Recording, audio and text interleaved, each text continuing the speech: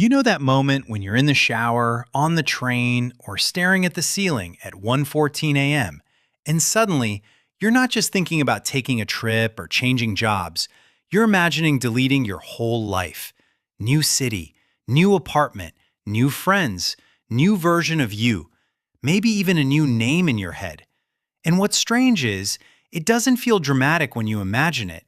It feels calming, almost like relief. If you've ever daydreamed about disappearing from your current life and becoming someone else, somewhere else, it doesn't automatically mean you're lazy, unstable, or ungrateful. In many cases, it means your mind is trying to solve a pressure your body has been carrying for too long. Because people who fantasize about changing their entire life usually aren't obsessed with novelty. They're often exhausted by emotional repetition. They're not always running toward luxury or excitement. A lot of the time, they're running toward internal silence. Here's what most people get wrong about this kind of daydreaming. They assume it's about hating your life. But psychologically, it often has much more to do with feeling disconnected from yourself inside the life you've built. There's a difference. Some people fantasize about starting over because they want more status, more beauty, more money, more adventure. But many others do it because their current identity feels too heavy. They'd become the reliable one, the careful one, the mature one, the one who keeps everything going, the one who says yes, the one who explains, the one who tolerates, the one who stays. And after a while, the mind begins to create escape routes, not because it's irrational, but because some part of you is trying to imagine what life would feel like without all the roles that have slowly swallowed you whole. In psychology, this connects to something powerful. When people feel trapped between who they are and who they have become, the mind often compensates through fantasy. Not childish fantasy, survival fantasy.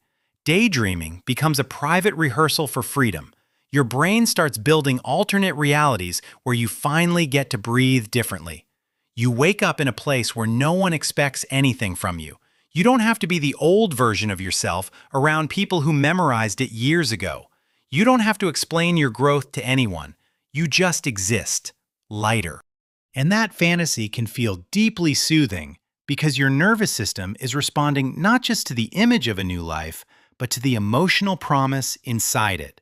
Less pressure, less history, less performance, more room to become. That's why this daydream hits so hard for certain people, especially people who have spent years adapting, people who learned early to be who others needed, people who became hyper-aware of moods, responsibilities, and expectations, people who are secretly tired of being emotionally legible all the time. For them, changing their entire life is not just about moving somewhere else. It's about becoming unreachable to the version of themselves built in survival mode. That's why the fantasy is rarely small. It isn't, maybe I should redecorate my room. It's, what if I moved across the world, changed careers, cut my hair, stopped answering everyone, and finally became the person I think I was supposed to be? Because when the inner pressure is big, the fantasy gets big too. The mind doesn't imagine tiny change when what it really wants is psychological distance. And here's where it gets even more interesting.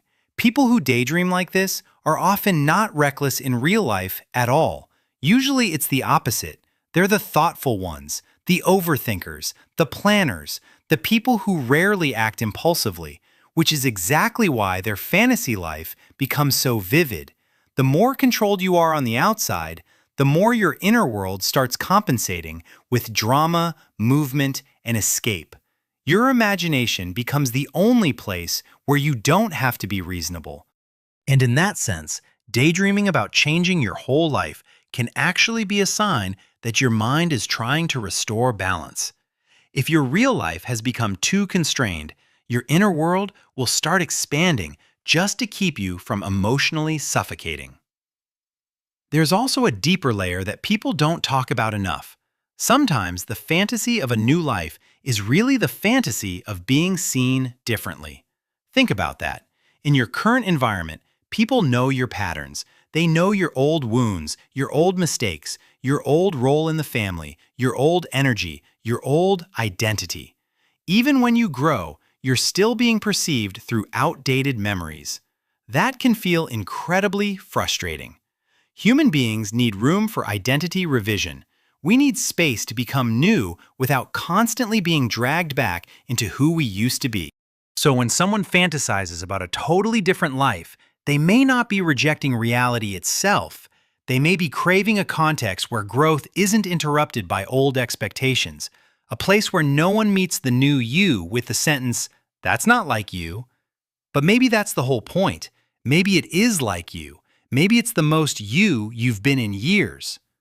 Daydreaming can also be a response to chronic emotional monotony, not trauma in the dramatic movie sense, just repetition. Wake up, work, reply, smile, push through, sleep, repeat. When life becomes overly functional, the psyche starts craving aliveness.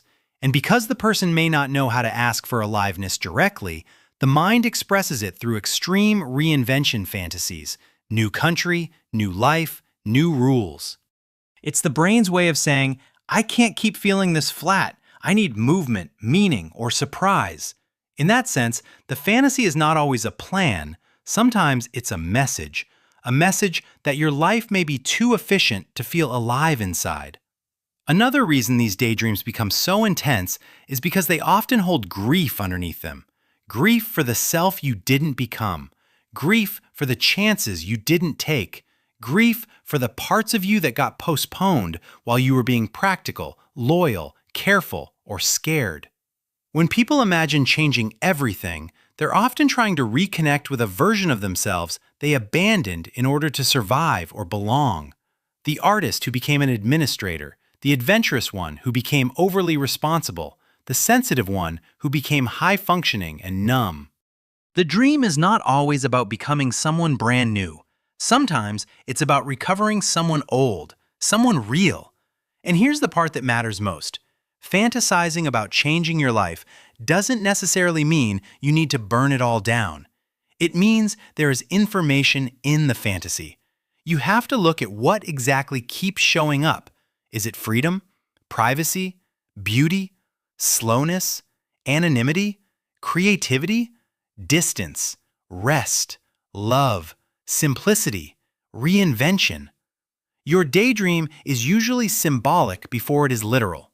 If you keep imagining a small apartment in another city where nobody knows you, maybe what you actually crave is not the city. Maybe it's privacy and psychological space. If you keep imagining quitting everything and working in a quiet bookstore or cafe, maybe it's not the job title. Maybe it's a longing for lower stimulation and a slower pace. If you fantasize about vanishing and starting over where no one can reach you, maybe the real issue is that too many people currently have emotional access to you. The fantasy points to the unmet need. That's why it's worth listening to without worshiping it.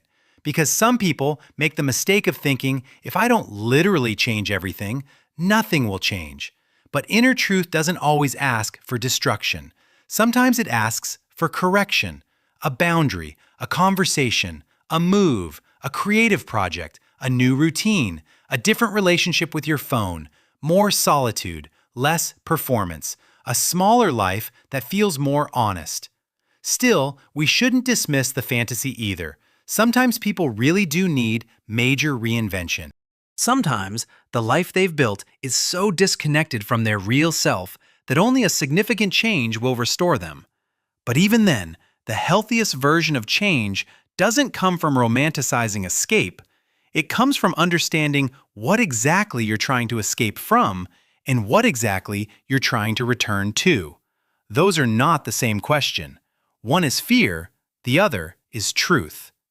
So if you are someone who constantly daydreams about changing your entire life, don't be too quick to label yourself dramatic, inconsistent, or impossible to satisfy.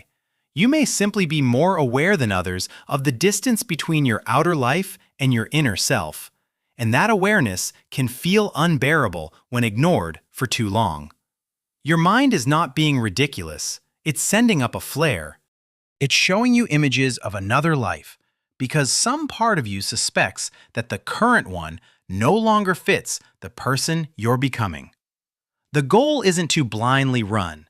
The goal is to finally understand what in you has been begging for movement, for honesty, for release. Because sometimes the people who fantasize the most about a new life are not shallow, they're not unstable, they're not ungrateful. They're the ones whose inner world has outgrown the shape of their current one. And when that happens, daydreaming is not just escapism. Sometimes it's the first honest conversation you've had with yourself in years. If this made you feel seen, subscribe for more psychology videos that explain the parts of you most people never notice.